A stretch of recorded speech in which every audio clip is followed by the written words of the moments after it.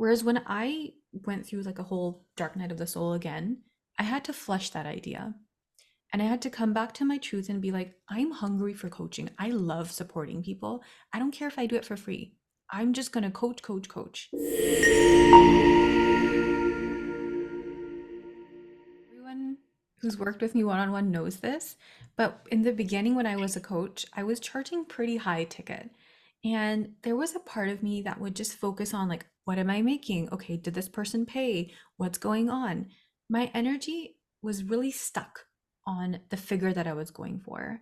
Whereas when I went through like a whole dark night of the soul again, I had to flush that idea. And I had to come back to my truth and be like, I'm hungry for coaching. I love supporting people. I don't care if I do it for free.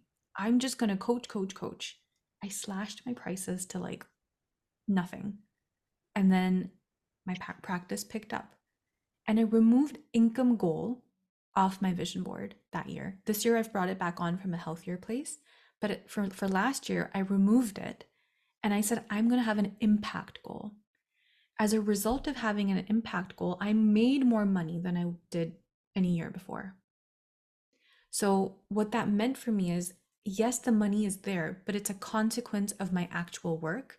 It's not the objective, it's the consequence.